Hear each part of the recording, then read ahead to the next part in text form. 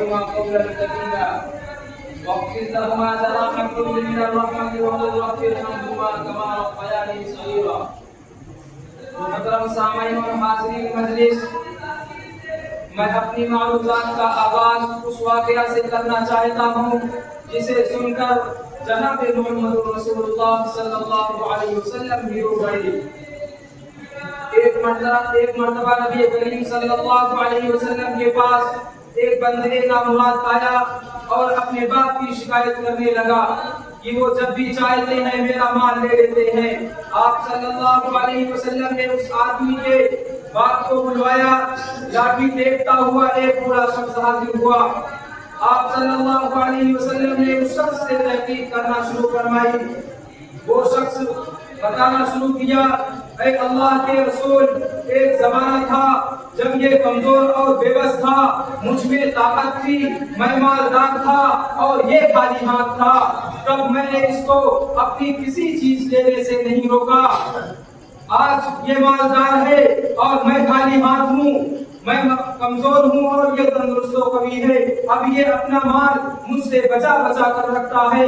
اس ضعیف کی بات سن کر جناب محمد رسول اللہ صلی اللہ علیہ وسلم رو پڑے اور ولدنا خلف سے مخاطب ہو کر فرمایا کہ تو اور تیرا مال سب تیرے باپ کا ہے. میرے پیاروں، یہ جملہ نصیحت ہے ان لوگوں کے لیے جو اپنا مال اپنے والدین سے بچا بچا کر رکھتے ہیں، جو اپنا مال اپنے والدین سے چھپا چھپا کر رکھتے ہیں، اپنے والدین کے علاج پر خرچ نہیں کرتے، ماں باپ کو اپنے گھر میں ایک پھینکی ہوئی چیز سمجھتے ہیں.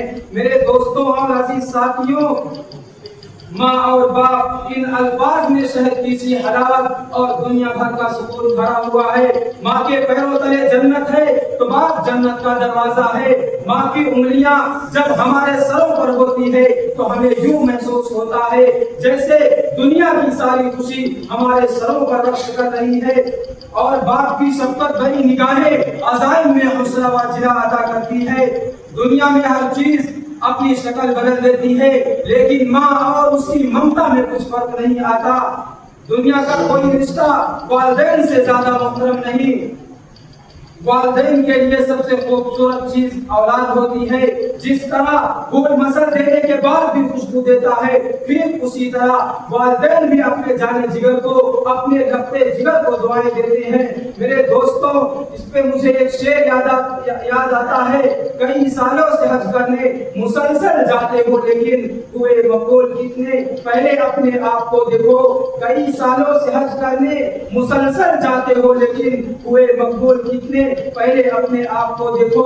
اگر ہر سال کرنا ہے تمہیں حج 365، اگر ہر سال کرنا ہے تمہیں حج 365، محبت کی نظر سے روز اپنے باپ کو دیکھو.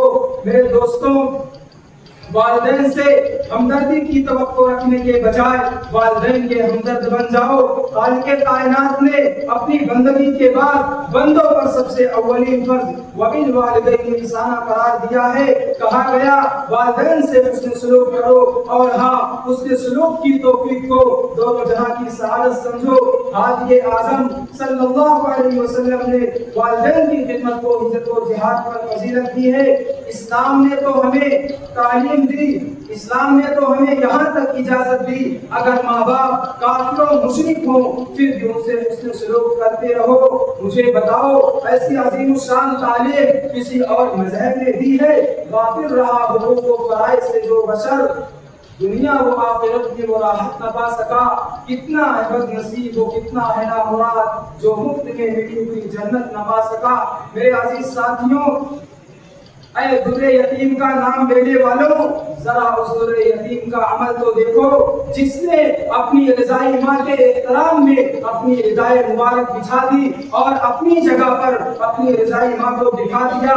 جی ہاں، اسی در یتیم نے فرمایا خدا کی خوشنودی اور ناراضی والدین کی ناراضی خوشنودی میں ہے. میرے دوستوں، جاؤ والدین کے احترام کو پامال کرنے والوں، جاؤ کسی یتیم سے ماں باپ کی قیمت پوچھو. کیا ماں باپ کو ناراض کر کے جنت کی اور اپنی اولاد سے خدمت کی توقع کی جا سکتی ہے؟ ہرگز نہیں۔ اسلام نے تو تعلیم دی کہ ماں باپ کے عظیم احسانات کے پیش نظر ان کے وہ جائز مطالبات خوشی خوشی پورے کیجیے جو آپ کے ذوق و مزاج پر گرا ہو۔ حاضرین، اپنی بوڑھی ماں کے خدمت اور تنہائی کے بعد حضرت اویس قرنی تاجدار مدینہ کا دیدار نہ کر سکے اور نہ ہی والدہ کی زندگی میں حج کی تمنا پوری ہو سکی۔ یہ سب کیوں ہوا؟ محض اس لیے کہ ان دو تاریخ سات ہستیوں کے ہم پر گرا قدر احسانات ہیں۔ قرآن نے والدین کے ساتھ حسن سلوک کی تاکید کرتے ہوئے خصوصیت کے ساتھ ماں کے پیغام جو گرانے اور کٹھنائیاں جھیلنے کا نقشہ کھینچا ہے۔ کہا گیا جانسار ماں باپ کے مقابلے میں تمہاری خدمت و سلوک کی زیادہ مستحق ہے، مگر آج ہماری ماں کو اپنے بیٹوں سے زیادہ ہی شکایت ہے۔ 7 بچے پال سکتی ہے اکیلی ایک ماں، 7 بچے پال سکتی ہے اکیلی ایک ماں، 7 بچے رکھ نہیں سکتے ہیں ایک ماں کا خیال۔ اولاد کو یہ تعلیم دی گئی کہ جو مال بھی خرچ کرو اس کے اولین حقدار والدین ہیں۔ کیا تمہیں اس آدمی کا قصہ نہیں معلوم جو ماں باپ کے سو جانے پر رات بھر ان کے سرانے دودھ کا پیالہ لیے کھڑا رہا اور اس کی بیوی بچے بھوکے رہ جاتے تھے؟ یہ تو والدین کا ادنا سا بھی حق نہیں ادا ہوا۔ جس نے نہ ماں کا حق نہ محبت ادا کیا، جس نے نہ ماں کا حق نہ محبت ادا کیا، وہ چین کا قیام قیامت نہ پا سکا۔ کتنا ہے بد نصیب، کتنا ہے نامراد جو مفت میں ملی ہوئی جنت نہ پا سکا۔